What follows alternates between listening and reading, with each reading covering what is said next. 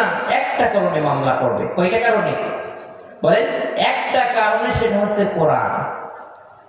আল্লাহ আমার এই উম্মাহ আমার এই কোরআনটা শিক্ষা করেনি, এই উম্মাত কোরআন অনুযায়ী তার জীবন পরিচালনা করেনি, এই উম্মাত কোরআন দিয়ে তার জীবন গঠন করার চেষ্টা করেনি। এই একটা কারণে রাসূল সাল্লাল্লাহু আলাইহি ওয়াসাল্লাম আল্লাহর আদালতে মামলা করবে। এখন বলেন, মামলার যে বাদী তিনি যদি নবী মুহাম্মদ রাসূলুল্লাহ সাল্লাল্লাহু আলাইহি ওয়াসাল্লাম হন, আর যে আদালতের বিচারপতি যদি আল্লাহ হন, সেই কোরআনের মালিক যে কোরআন দিয়েছেন তিনি যদি হয় বিচারপতি, আর সেই মামলাটা যদি আমার এন্ট্রি করে দেয়, তাহলে এই পৃথিবীর কোনো হাজী, এই পৃথিবীর কোনো গাজী, এই পৃথিবীর কোনো শাসক, এই পৃথিবীর বড় পীর সাহেব কেউ কি আমাকে ওকালতি করে জান্নাতে নিয়ে যেতে পারবে? পারবে নাকি? আমি যদি কাবা ঘরের মতো মসজিদ তৈরি করে দিই, আমি যদি দান সদকায় সর্বজ্ঞ থাকি, তবুও কি আমার ওই আদালতে আমাকে কেউ বাঁচাতে পারবে? তাহলে একটা কথাই আমরা মানি, আসুন কোরআন শিখি। আমি একটা উদাহরণ দিই মাঝে মধ্যে। এক বাবু মশাই এক মাঝির নৌকায় চড়ে বসেছে। এই নৌকায় যখন চড়ে বসেছে, তখন নৌকায় পথিমধ্যে যাওয়ার মধ্যে বাবু মশাই মাঝিকে জিজ্ঞাসা করছে, মাঝি তুমি তো এই নদীতে অনেক দিন যাবত আসো, তা বলো তো জোয়ার ভাটা কেমন করে হয়? তা বাবু মশাই বলছে, বাবু দেখো আমি অশিক্ষিত মানুষ, জোয়ার ভাটা কিরম হয় জানি না, কিভাবে হয় তৈরি হয় তা আমি বলতে পারবো না, আমার এত জ্ঞান নাই, মূর্খ সূক্ষ্ম মানুষ। তা বলছে, তুমি যদি না বলতে পারো, তোমার যে ভাড়া হয় ওর ভিতরে চাইলে না, তোমাকে দেওয়া হবে না। একটু দেওয়ার পর বাবু মশাই আবার জিজ্ঞাসা করছে, যে মাঝি বলতো চন্দ্র গ্রহ কেমন করে লাগে, সূর্য গ্রহ কেমন করে লাগে, তুমি কি বলতে পারবা? মাঝি বলল, গো বাবু আমি অশিক্ষিত মানুষ, আমি এটাও বলতে পারবো না। বাবু বলল, তোমার যে ভাড়া হয় এ থেকে 8 আনা তোমাকে দেওয়া হবে না। একটু যাওয়ার পর বাবু মশাই আবার প্রশ্ন করলো, ও গো মাঝি বলতো কেমন করে সূর্য ওঠে আর কেমন করে সূর্য ডুবে যায়? মাঝি বলে, আমি একই কথাই তো বারবার বলে, আমি অশিক্ষিত, আমি বলতে পারবো না। বলছে, তোমার 12 আনা ভাড়া দেওয়া হবে না। একটু পরে মাঝির মুখটা মলিন হয়ে গেল, কালো হয়ে গেল। মাঝি আকাশের দিকে তাকিয়ে দেখে এমন একটা মেঘ জমা হয়েছে, একটু পরেই নদীতে উতাল পাতাল শুরু হয়ে যাবে। এটা কেউ না বুঝলে মাঝি বোঝে, যেহেতু নদীতে দীর্ঘদিন যাবত তার অভিজ্ঞতা বলছে। এবার মাঝি বাবু মশাইয়ের দিকে তাকিয়ে মুস্কি মুস্কি হাসি যায় আর বলে, ও বাবু মশাই তুমি কি সাঁতার জানোনি? বাবু মশাই বলে, সব শিক্ষা শিখেছি কিন্তু সাঁতারটা শিখতে পারি নাই। বাবু মশাই কথা শুনে মাঝি এবার হাসছে। মাঝি বলল, ও গো বাবু তোমার 3টা প্রশ্নের জবাব দিতে পারি নাই, তাই আমার ভাড়া থেকে 12 আনা তুমি দিতে অস্বীকার করেছো। এবার তুমি শুনে রাখো, আমি মাঝি, এই নদীতে থাকার অভিজ্ঞতা আছে। এখন এই নদীতে জোয়ার ভাটা শুরু হয়ে যাবে, উতাল পাতাল শুরু হয়ে যাবে, আমার নৌকাটা উল্টিয়ে যাবে, আর আমি ওই সমস্ত জ্ঞান অর্জন না করলেও একটা শিক্ষা অর্জন করেছি, সেটা হচ্ছে সাঁতারের শিক্ষা। এখন এই নৌকাটা উল্টিয়ে যাওয়ার সাথে সাথে আমি মাঝি সাঁতার কেটে ক্লাসে চলে যাব, কিন্তু তুমি বাবু মশাই 16 আনা জীবনটা এই পানিতে ডুবে যাবে। এই কথাটা বলার কারণ হচ্ছে, আপনি ইংরেজি শিখেছেন, অঙ্ক শিখেছেন, আপনি ডাক্তার হয়েছেন, ইঞ্জিনিয়ার হয়েছেন, গ্রামের সবচেয়ে সম্পদশালী ব্যক্তি, কিন্তু আপনার ভিতরে একটা জিনিস নাই, সেটা হচ্ছে আল কোরআন। কি নাই? কি নাই বলেন, জোরে বলেন, কি নাই বলেন? কোরআন নাই। এখন কিয়ামতের ময়দানে যখন আল্লাহর রাসূল আপনার বিপক্ষে যখন এইভাবে ওকালতি করবে, এখন বলে আপনার অবস্থা ওই বাবু মশাইয়ের মতন হবে না? হবে না? হবে না? হবে না? এই জন্য আমরা প্রস্তুতি নিই। আসুন আমরা যেন ওই শিক্ষিত বাবুর মতো হয়ে লাভ নাই। আসুন সব শিক্ষা না থাকলেও কোরআন আমার ভিতরে যেন থাকে, ঠিক কিনা? আমার সন্তানকে সব শিক্ষা না দিলেও কোরআনের শিক্ষা যেন আমি দিতে পারি, কোরআন হাদিসের শিক্ষাটা তার ভিতরে ঢুকাতে পারি। যদি পারি, কাল কিয়ামতের ময়দানে আল্লাহ তাআলার কাছে যে আমি নাজাত পেয়ে যাবো। সুবহানাল্লাহ বলে। এই জন্য শুন, এই যে মাসিলা গ্রামে এই যে হাফেজিয়া মাদ্রাসা তৈরি করা হয়েছে যাতে সন্তানেরা কোরআন শিখতে পারে, ঠিক কিনা? সন্তানেরা কোরআন শিখতে পারে। কিন্তু আমরা কপাল পড়া যে আমাদের সন্তানদেরকে কোরআনের শিক্ষায় শিক্ষিত করতে আমরা প্রস্তুত নয়। কোরআনের শিক্ষা দিতে আমরা ভয় পাই যে তারা করে কেমনে খাতি পারবে না, ভালো চাকরি পাবে না। কিন্তু আজকের এই দুনিয়ায় আমরা প্রমাণিত, যারা কোরআনের শিক্ষায় আসলেই ভালো শিক্ষাটা পেয়েছে এবং টিকে থেকেছে, তাদের কোনো অভাব নাই, আছে না? ঠিক না বেঠিক? এই দেখেন, আপনার সন্তানকে যদি প্রথম শিক্ষাটা কোরআন দেন, তাহলে যেমন কিয়ামতে আপনি নাজাত পাবেন, দুনিয়াতে সম্মানিত হবেন, ঠিক কি না? দুনিয়া এবং আখিরাতে উভয় সম্মানিত হয়ে যাবে। আর এখন এমন ব্যবস্থা হয়েছে কোরআনের শিক্ষার সাথে, আধুনিক শিক্ষার সাথে এই কোরআনের শিক্ষাটা দেওয়া যাচ্ছে। আলহামদুলিল্লাহ। আমাদের যখন আমার আব্বার মাদ্রাসায় নিয়ে ভর্তি করেছে তখন এটা চিন্তা করিনি, তারপরেও আমি 2টা লাইনে লেখাপড়া চালিয়ে যাচ্ছে আলহামদুলিল্লাহ। অনার্স মাস্টার্স করছি এমএম কলেজে। ইচ্ছা করলে কোনো ইউনিভার্সিটি যদি আমি আল্লাহ মানে ব্রেনটা খুব বেশি ভালো না, তো যতটুকু আমি যদি একটু চেষ্টা করতাম আর একটু সাংসারিক জীবনে না যেতাম, তাহলে কোনো ইউনিভার্সিটিও চান্স পেয়ে যেতাম আলহামদুলিল্লাহ। কিন্তু তাও জেনারেল লাইনে লেখাপড়া করছি, আবার দেখিনি ফাজিল কামিল শেষ করছি। এটা 2টাই আমাদের দিয়েছে, কিন্তু কোনোদিনও আপনাদের পিতামাতা কিন্তু এই লাইনে জ্ঞান না থাকার কারণে খোঁজ খবর সেভাবে নিতে পারিনি যে আমি কিভাবে লেখাপড়া করছি। কিন্তু তার ইচ্ছা ছিল, পিতামাতার ইচ্ছা ছিল যে সে আলেম হোক, কোরআন শিখুক, এতটুকু। কিন্তু আমরা 2 হাফেজিয়া মাদ্রাসা প্লাস জেনারেল শিক্ষায় শিক্ষিত করানো যাচ্ছে। এখনকার ছেলেমেয়েরা অনেক সুযোগ, আমাদের 5 বছর গ্যাপ দিয়েছে লেখাপড়া করতে দিয়েছে। এই 5 বছর এখনকার ছেলে মেয়েদেরকে হাফেজ পড়া দিয়ে গ্যাপ যাবে না, কারণ এখন মানুষ বুঝে গেছে, এখন আর গ্যাপ দেওয়ার কোনো সম্ভাবনা নাই। আমরা আজকে যদি এই গ্যাপটা না যেত, আজকে লেখাপড়া শেষে কোনো ভালো চাকরি, এই গ্রামে যত জেনারেল শিক্ষিত মানুষের যেভাবে চাকরি পাচ্ছে ওই লেভেলে আল্লাহ রহমত করলে হয়তো কোনো চাকরি হয়ে যেত এতদিন আলহামদুলিল্লাহ। তবে যে অবস্থা আছে এটা আল্লাহর শুকরিয়া, ঠিক কিনা?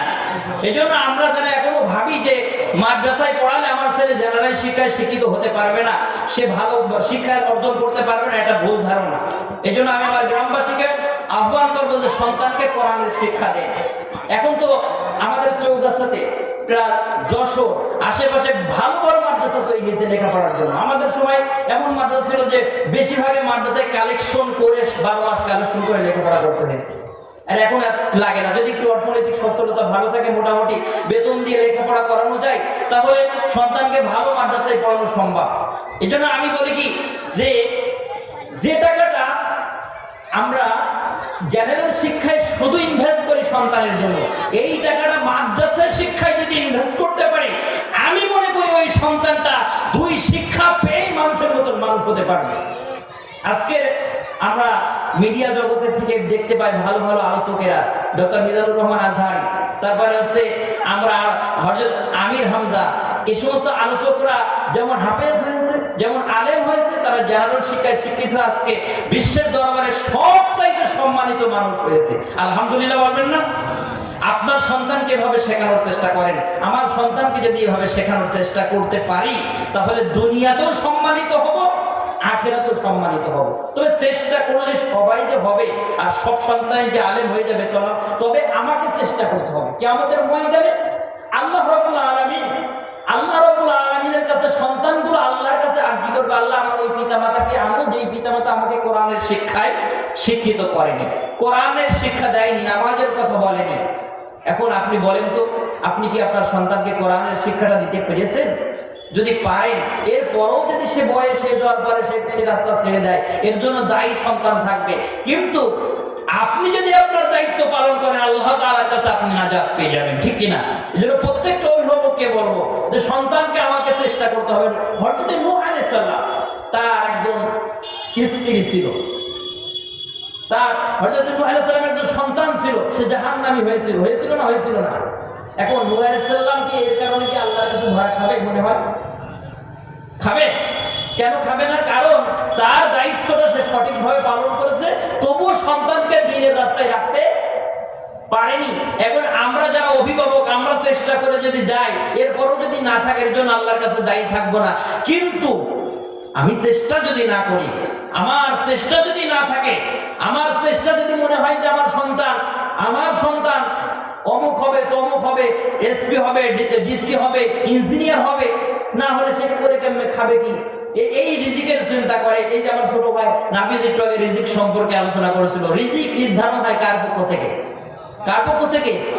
আল্লাহ তাআলার। আমি যতই দৌড়াই, যতই যা করি না কেন, দিন শেষে এর রহমত, এই বরকতটা যদি রিজিকে না থাকে, আপনি কোনোদিনও সচ্ছলতা ফিরে পাবেন না, ঠিক কিনা? এই বিশ্বাস একজন মুমিনের ভিতরে থাকতে হবে, একজন ইমানদারের ভিতরে বিশ্বাস থাকতে হবে। আল্লাহর রহমত বরকত না থাকলে যত টাকা ইনকাম করে এনে বাড়িতে রাখেন না কেন, কোন দেশে শেষ হয়ে যাবে, টের পাবেন না, শান্তি পাবেন না।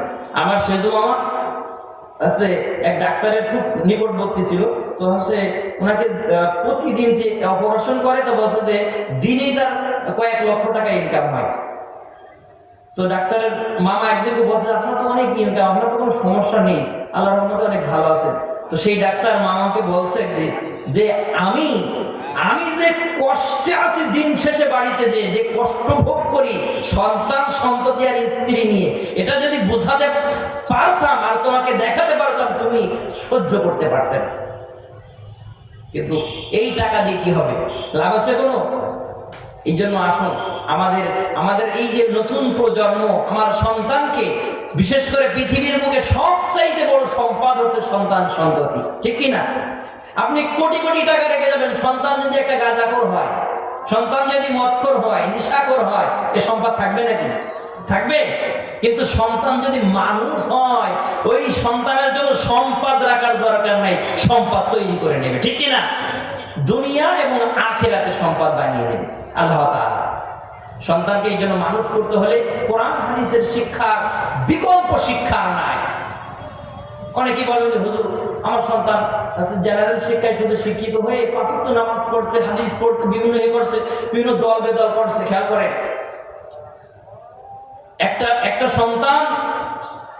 একটা সন্তান দ্বীনি শিক্ষা না বুঝে করার কারণে অনেক মানুষ দেখবেন, আমাদের গ্রামের কথা চিন্তা করেন, আশেপাশের কথা চিন্তা করেন, অনেক মানুষ হয়তো ৫ ওয়াক্ত নামাজ পড়ে, সে ডাক্তার, ইঞ্জিনিয়ার অথবা মাস্টার, কিন্তু ইসলাম যে দিন ব্যবস্থা, জীবনী ব্যবস্থা, এটা বোঝে না বুঝে নামাজ কালাম মনে করে এতেই জান্নাতে চলে যাবে। সে যে কোনো একটা সেকুলারিজম বা ধর্ম নিরপেক্ষ মতবাদ নিয়ে বিশ্বাস করে চলছে, অথবা বিভিন্ন একটা দলের সাথে সে বড় নেতা হয়ে বসে আছে না নাই? এই গ্রামে নাই? আমাদের গ্রামে আছে না নাই? একজন মানুষ, একজন ইমানদার, একজন কোরআন হাদিস জানেওয়ালা, একজন ৫ ওয়াক্ত নামাজি, সে কোনো সময় ধর্ম নিরপেক্ষ মতবাদের রাজনীতিতে বিশ্বাসী হবে না, জাতীয়তাবাদের রাজনীতিতে বিশ্বাসী হবে না, সে একমাত্র কোরআনের রাজনীতিতে বিশ্বাসী হবে, ঠিক কিনা? এই কথাটা তাকে বোঝানো যাবে না। এই কথাটা আমি যখন বলবো, এই গ্রামের লোক সকলে আমার এমপি হয়ে যাবে। খেয়াল করেন, বলবে দেখেছো অমুকের ছেলে ওই মাইকের সামনে উঠে কি রাজনীতি শুরু করে দিয়েছে। আমার কথা কি বুঝতে পেরেছেন? কিন্তু এই কথাটা আমি কখন বুঝেছি? আমি কোরআনের পাশে সংস্পর্শে এসেছি, তাই বুঝেছি।